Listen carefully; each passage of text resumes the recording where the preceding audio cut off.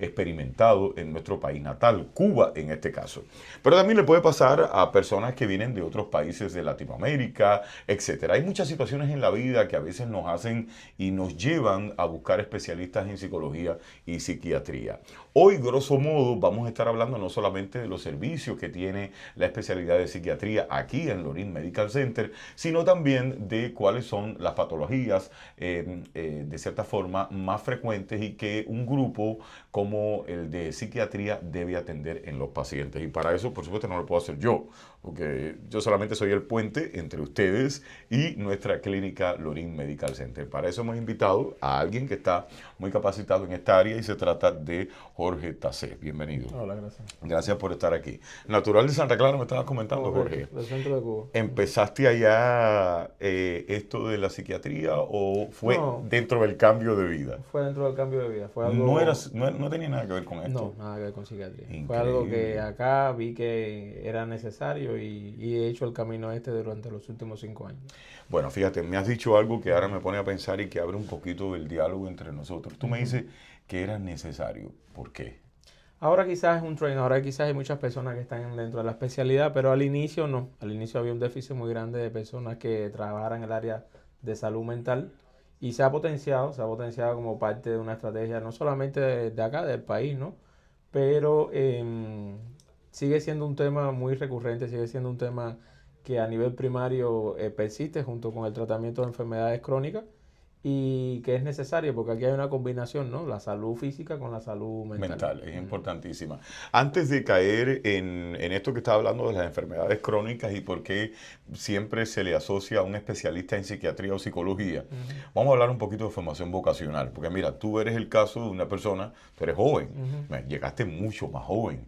Hace ya más de 10 años que estás en Sí, los Estados correcto. Unidos.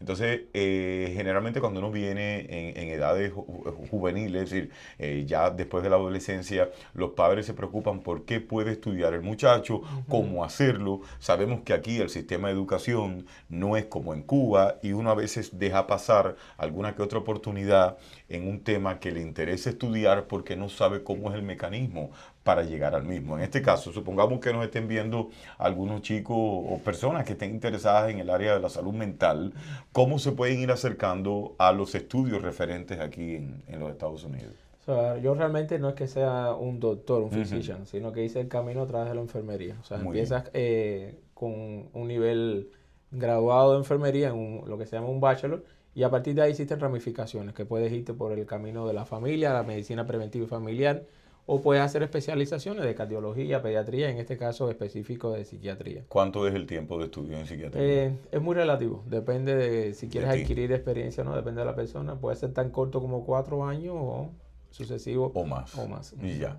Entonces, ¿desde cuándo empezaste aquí en Lorraine? Ya voy para 2 años. 2 años. Ujú. Antes habías tenido experiencia en el área de psiquiatría en otros lugares, es decir, es decir, en hospitales básicamente que se dedican a No, atender o siempre ha sido siempre este he nivel sido a primario. nivel primario. A Ya, nivel ¿por qué tú primario. me decías ahorita, Jorge, que las enfermedades crónicas están de cierta forma ligadas a la psicología y la psiquiatría?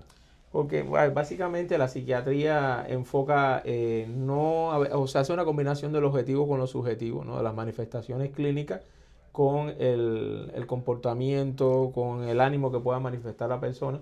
Y en este caso específico, la psiquiatría sí hace un enfoque un poco más en la parte orgánica, o sea, trata de entender cómo procesos fisiológicos en alteraciones en el sistema nervioso central no solamente en la parte subjetiva, sino en la reactividad que hace el organismo a ese cambio, ¿entiendes? Las personas que tienen problemas endocrinos generalmente pueden, a raíz del cambio físico, fisiológico que están experimentando, tener manifestaciones anímicas, ¿ok? Sentirse un poco más acelerado, sentirse alterado, tener alteraciones en el sueño, más irritabilidad, y eso es lo que trata de, vamos a decir, que equilibrar el approach o el acercamiento que se hace desde el punto de vista psiquiátrico, que es tratar de encontrar cómo ese cambio se puede regular para que la persona al menos esté estable. Ya. Un concepto difícil a veces de entender es que psiquiatría no busca, porque pasa mucho en los casos, una cura. En este tipo de trastornos no hay cura. Lo que hay es un acercamiento con medicación, con terapia para manejar y controlar los síntomas asociados. de forma tal que la persona experimente una estabilidad. Pero, por ejemplo, yo he notado que cuando a alguien se le dice que tiene un padecimiento crónico, eso lo puede afectar psicológicamente porque generalmente uno no es optimista al recibir una noticia de ese tipo. Uno tiene que comenzar a lidiar con una enfermedad, con una patología que ya no va a irse, que va a estar, tú sabes, para siempre en la vida. Y yo quería preguntarte, desde el punto de vista de la psiquiatría, o tú en este caso, desde tu experiencia, ¿cuáles son los síntomas psicológicos que tú tienes que tratar o que más te presentan los pacientes que vienen a ti porque le han diagnosticado una enfermedad crónica? Por ejemplo, ¿qué más ves? Básicamente lo más común, vamos a empezar por lo más común. Lo más Sí. común son síntomas de depresión, depresivo, síntomas de ansiedad, trastornos del sueño. Eso es lo más común. Hay otras alteraciones que ya son a nivel de cognitivo, función cognitiva, función del sistema metabólico o endocrino, pero esos son los casos más atípicos. Lo común son personas que empiezan a manifestar variaciones en el ánimo, en el comportamiento, síntomas depresivos que pueden ir desde lo más sencillo hasta casos severos, y eso es lo que se trata de abordar acá en conjunto en un equipo. Ya. Ah, estamos hablando de la depresión. La depresión yo creo que no sé, por decirlo de alguna forma, se ha puesto de moda en los últimos tiempos. Antes no se veía tanto este proceso, pero voy a partir de mí para seguir estableciendo la conversación. Por ejemplo, yo no había experimentado y incluso también había subestimado lo que llamamos ataque de pánico. Si yo pensaba que de cierta forma la persona que sufría un ataque de pánico le ponía un poquito más, no sé si es que como soy actor de estudio, yo pienso que uno a veces pues le pone un poco más a lo que uno realmente siente. Pero yo en este país me han pasado 3 veces, he tenido 3 episodios de ataques de pánico. Los últimos 2 sentí que mis manos se engarrotaron, incluso a veces que no he podido tragar, que me falte el aire, que no he podido caminar porque me he tenido que sentar. Yo pregunto, ¿por qué en los últimos tiempos hay tantas personas que se están diagnosticando precisamente con esto de ataques de pánico, de crisis de ansiedad? ¿A qué tú crees que...? Estamos hablando ya de diagnóstico. El diagnóstico es algo un poco diferente porque sí tiene un componente muy subjetivo, tanto del paciente Sí. como de el proveedor de salud que está haciendo análisis. Uno se guía por guías, uno se guía por evidencia clínica, uno se guía por escalas que puedes aplicar para traducir esa subjetividad que siente el paciente en algo cuantitativo, pero no es una fórmula perfecta. Hay que empezar por ahí. Cada persona lo experimenta de un modo diferente, es interpretado también a veces de un modo diferente.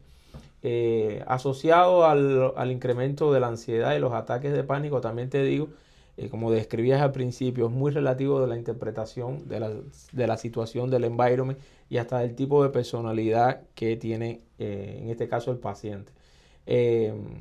Por eso te digo, es muy integrativo de muchos y no una sola consulta, considero yo, desde mi experiencia, que es oportuna para dar un diagnóstico tan definitivo. Ya. ¿Okay? Ahora, lo que me hablabas del pánico, el pánico tiene un componente de manifestaciones somáticas. Tú sientes cosas reales, como me describía, inhabilidad de funciones neurológicas, de funciones motoras, cosas somáticas, porque hay una aceleración de un sistema, que en este caso es el simpatérico, el sistema nervioso simpatérico, que hace la alteración esa es como una cascada que va incrementando y bueno, vas aumentando tus niveles de neurotransmisores y llegas a ese punto. Lo más importante aquí no es la ocurrencia de 1 o 2 episodios, sino es enseñar al paciente cómo controlar todo eso antes de que haya un incremento, y muchas veces no requieren ni medicación. Realmente a través de un dominio de técnicas, ya sea de respiración, concentración, imaginación, se puede controlar todo eso, y es lo que se trata de hacer siempre. En esta parte de lo que tenemos como filosofía acá en la clínica es no ser nunca tan invasivo, empezar un tratamiento con medicación. Buscamos empezar desde lo menos invasivo hasta, por supuesto, si no hay un control, se avanza en el tratamiento. Pero vivimos en épocas que son un poco complicadas. Sí. De todas formas, nadie se conoce mejor que uno mismo, y lo mejor siempre es tratar de acercarse a alguien para recibir la ayuda y entrenarse en cómo poder controlar todos los episodios que puedan experimentar. Yo te estaba preguntando todo esto y estábamos hablando porque yo realmente no soy de las personas que, bueno, si no me queda de otra, yo consumo medicamentos, pero yo trato de que no sea así. Y respeto mucho todos los que tienen que ver con esta parte de los nervios.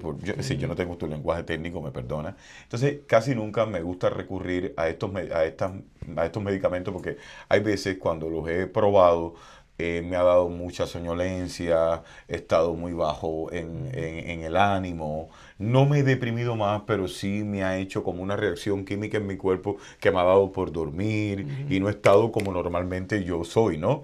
Y soy una de las personas que se aleja de los medicamentos. Pero me llamó la atención que me dice que no de la primera consulta, no de los primeros encuentros, uno le va a diagnosticar a un paciente que viene con alguna psicopatía o algún problema psicológico ya una pastilla. ¿Cierto o falso? Al menos yo lo considero así. Bueno, eso es lo que quiero, que me des tu tesis. ¿Por qué? ¿Por qué? Porque hay cosas que son manejables, hay cosas que son puntuales, que es la diferencia entre algo que es crónico y algo que en inglés se dice acute, que es ahora en el momento. Puede que sea algo en el momento y se resuelva algo situacional, algo de estrés, se resuelve y tú no requieras más allá de 2 semanas ningún tipo de tratamiento. Entonces siempre es necesario hacer una consulta y seguir una periodicidad tú sabes, en la evaluación para ver realmente si la condición es crónica. Y amerita entonces un tratamiento de base, en este caso farmacológico. Ya. Cuando hablamos de la depresión, pudiéramos decir que hay diferentes fases o momentos de la depresión en alguien que la padece. Puede ir increciendo, cuánto tiempo se puede demorar de una fase a la otra, si las hay, o es depresión y así, y ya desde el primer momento. Para definir un diagnóstico, sí, hay una guía que se llama el Manual Estadístico de Enfermedades Mentales que te dice exactamente qué periodo tienes tú que experimentar en tiempo, 1 mes, 3 meses, 6 meses, para medir la cronicidad. ¿Okay? Hay veces que hay situaciones que son diferentes, que es lo que llamamos, por ejemplo, el grieving, que es el duelo, el bereavement, que es el comportamiento de una ruptura de una pareja. Por supuesto que vas a experimentar tristeza, la muerte de la pérdida de un ser querido, vas a experimentar tristeza, pero tristeza no es lo mismo que depresión. Depresión se considera cuando ya hay una inhabilidad o una ausencia de capacidad para interactuar a nivel social, para cumplir esperadas normas o incluso para satisfacer necesidades fisiológicas. O sea, la persona pierde apetito, pierde peso, no es capaz, está en un estado así como de sueño, como me describiste. Eso es más típico de la depresión, aun cuando hay puntos donde se sobrepone con otras condiciones. Tú puedes estar triste y igual no tener deseo de salir, no tener deseo de comer, pero eso no significa depresión. Ya. ¿La ansiedad lleva a la depresión o es viceversa? No hay forma. Que esté presente en muchas personas, ansiedad y depresión es posible. Pero son dos cosas diferentes. Pero son dos cosas diferentes. Por ejemplo, ansiedad y depresión, ¿me pudieras definir un poco? La ansiedad es diferente. La ansiedad está más asociada a síntomas de elevación de funciones somáticas, o sea, de reacciones somáticas. O sea, la persona no es capaz de estar, lo que se dice en inglés, no está quieta, hay una ausencia de concentración, hay un nivel de agitación por encima de la depresión. Vamos a pensar que la depresión es todo abajo, la ansiedad es todo arriba, es completamente. O sea, una persona, tener las dos condiciones es posible en determinados momentos, estar arriba y inmediatamente estar abajo, pero no al mismo tiempo, no es posible, sino ni siquiera en condiciones crónicas de enfermedades mentales se experimenta así, de ese modo. No están las dos nunca generalmente. Sí pueden estar, pero una no condiciona la presencia de la otra. Van balanceándose según los días, según también esté la persona. Oye, porque ahí lo estaban preguntando algunos amigos, gracias a las personas que nos están viendo en Cuba o aquí. Estamos en Lorín Medical Center, este es un comercial pequeño que yo hago. Usted sabe que tenemos también un número telefónico que sirve para los dos enlaces, que está uno aquí en el Northwest, a La Pata, como le conocemos los que vivimos en Miami, y la otra dependencia está en ¿Lo tienes puesto? Ay, pero que tú eres estelar, no es que Gabriel es estelar. Ya lo están viendo en pantalla. A ese número telefónico pueden llamar para la dependencia que está en Kendall, tanto como la que tenemos aquí en el Norwest. Hay servicio de todo tipo. Hoy estamos hablando con Jorge, que tiene, por supuesto, está súper ligado al área de psiquiatría, sobre algunos temas que les pueden interesar. Si tienen alguna duda, pueden hacerlo a través del chat, nos preguntan. Pero creo que lo más importante también es que se acerque a nuestros lugares donde están las clínicas y bueno, pues van a tener toda la información. El teléfono, se lo voy a repetir, está allí mismo, lo están viendo ustedes debajo de mi transmisión. Pueden llamar ahora mismo, que aquí, si usted no tiene seguro de vida, incluso no se preocupe, nosotros estamos muy capacitados para llevarlo de la mano de un buen seguro y una muy buena atención primaria. Bueno, seguimos con Jorge hablando de psiquiatría en Boyacá. Bueno, ¿por qué yo me he fijado que esta cuestión de la depresión en los últimos tiempos ha tomado tanta relevancia en edades muy tempranas? Yo no sé si tú, aunque en la clínica vienen personas de la tercera edad, pero yo quiero llevar esto a la tercera edad, porque realmente ya yo creo que la depresión ha pasado más allá de la tercera edad o de los cuarentones o cincuentones como yo, sino que ya hay jóvenes, muy jóvenes, que estoy viendo que han creado dependencia del Xanay, de otros medicamentos que se utilizan para la depresión. ¿Mito o realidad? ¿Se ha acrecentado en la juventud este problema? Realmente no te puedo dar No, respuestas de eso. no te Sería llegan entrar muchos en un pacientes debate jóvenes. no es que no me llegue, pero es un debate muy subjetivo. No tengo una herramienta para decirte realmente si es un tren social o no.